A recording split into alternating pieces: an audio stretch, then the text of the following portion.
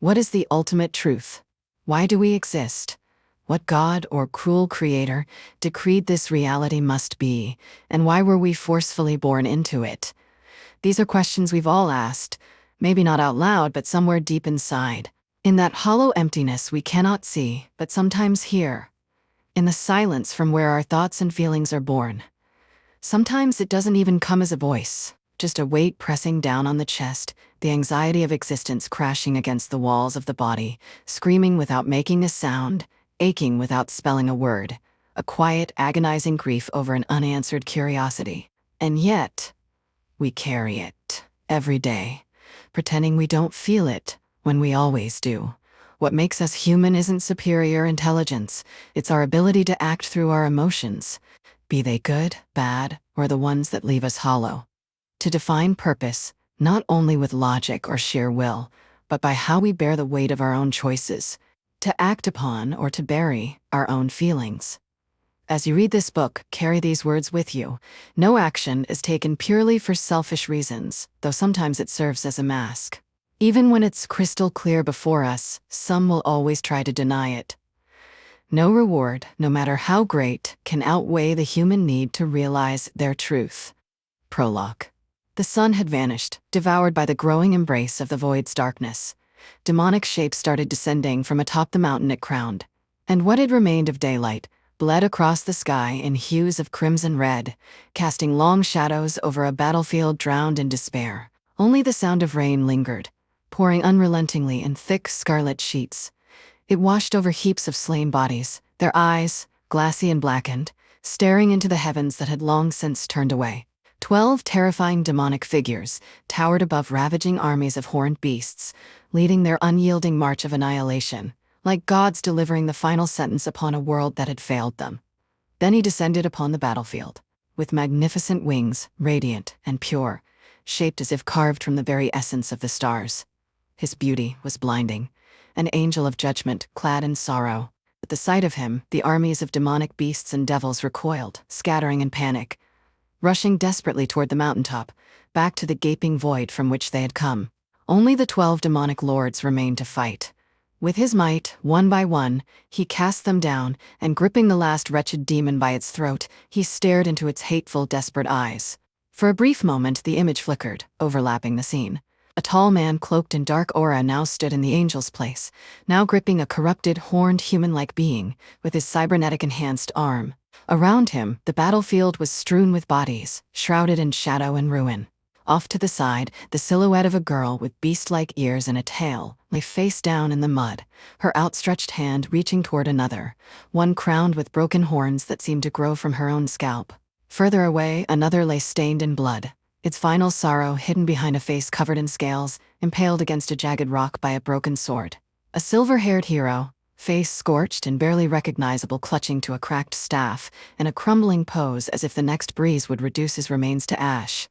The rest were beyond recognition, twisted bodies with broken demonic wings, with forms that long strayed from the shape of anything human.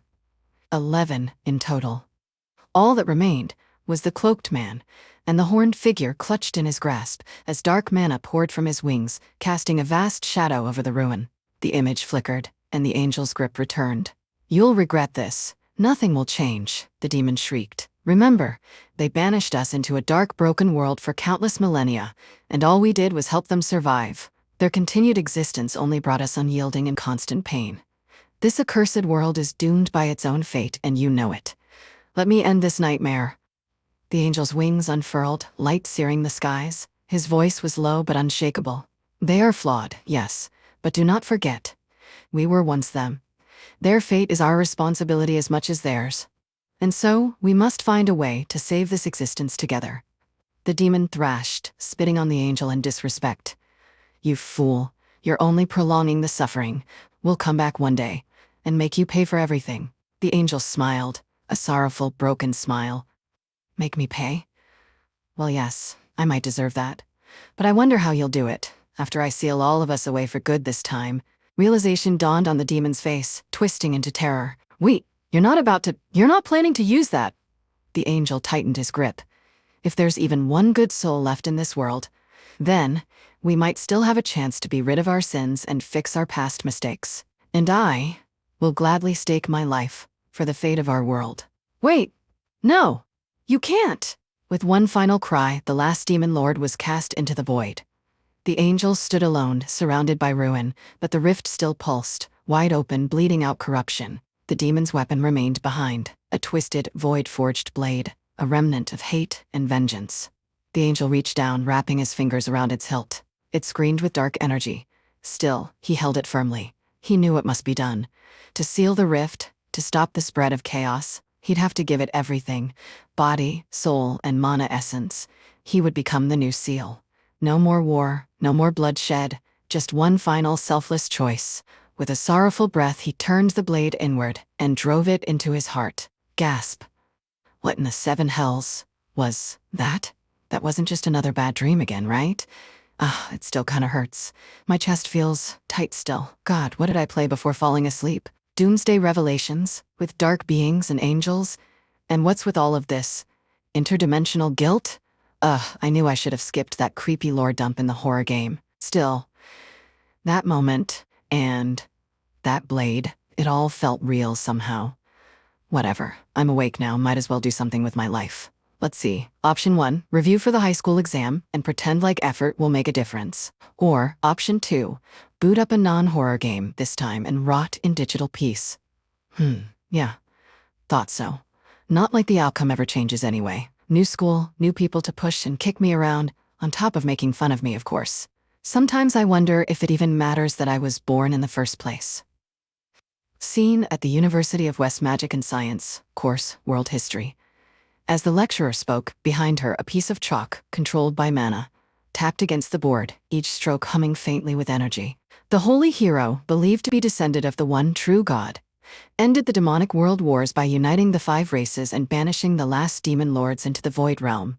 This marked the end of the Old Chaos Era and the dawn of the Arcana Reformation, a global shift where science and sorcery converged, and technology evolved to control mana beyond the reach of traditional casters. The magical chalk underlined key dates and names in glowing white.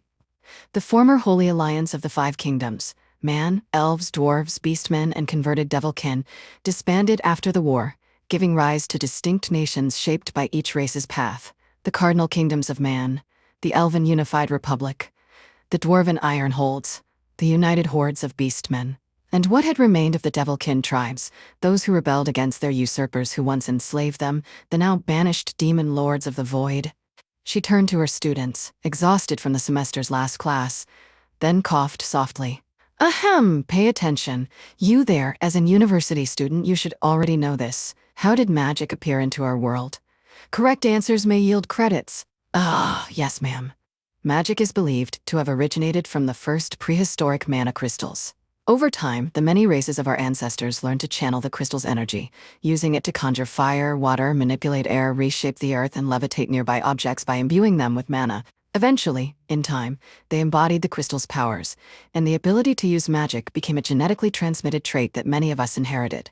Later on, they successfully mastered full control over the elements, and even learned how to alter the structure of inorganic matter at the atomic level. Then came the breakthrough, by using mana to resonate with other living beings.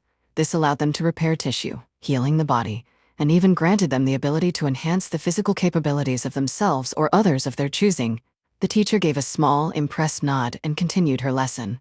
Very well answered. Continuing with the aftermath of the war, global peace helped us establish a new invention, the mana-powered train, linked directly to a caster's mana pool. Thus, train routes were established across the continent. Travel became more accessible, and the resulting trade, cultural exchange, and scientific cooperation accelerated technological advancements exponentially. She pulled a small crystal from the desk, presenting it to the class.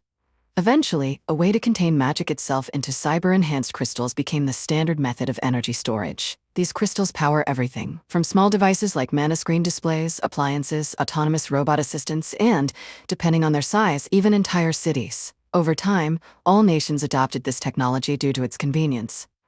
Ding! The students were already packing their notebooks as the bell marked the end of the last class of the semester. The teacher turned, pouting at their eagerness to leave before she could finish the final part of her lesson. Anyways, class dismissed. Enjoy your summer break. Just then, a mana screen device vibrated softly on one of the students' desks, displaying, "Reminder, summer break job starts in 1 hour. A sharp knock at the gate startled him. His hands slipped. The mana screen tumbled to the ground, striking a rock. Crack! The brittle crack cut through the air. Remy froze. Then, he lifted it face up in his hand, staring at the spider-webbed broken glass. Oh no, Father made that one for me. There's no way I'm getting another one.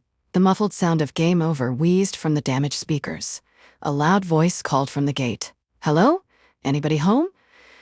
Hello? I'm coming in. Remy exhaled slowly, his hands tightening around the broken screen. A flicker of irritation passed through his eyes while he mumbled, "Whoever this is had the audacity to ruin my perfect evening. Fine, I'll give them hell." Remy went to the already open gate. What he saw wasn't what he expected. What's this? An elf? Maybe. Her ears seem a little short. She has a mature demeanor, but still looks kinda young, 20-something probably. Strange. She's wearing a university uniform. So she must be a student. Interesting. Tall, slender frame, long white hair tied back in a ponytail. Deep blue eyes, giving off a sincere vibe. Wow. Wait a sec. Sniff, sniff. What's this smell? A faint hint of lilies and cigarettes? Classy, or more like a noble lady who moonlighted as a delinquent, surely enough. Wait, what's this feeling? Remy was caught off guard. A strange tightness stirred in his chest. No, I'm supposed to be annoyed. Focus, Remy, focus. He folded his arms. Who are you? What kind of person just shows up uninvited at night? His eyes narrowed. If you're here to sell cigarettes, I don't need any. I might be tall, but I'm still underaged. The girl stepped forward without hesitation. Are you Remiel Dragon Sangvinis? She asked, her voice still calm but with a slight edge.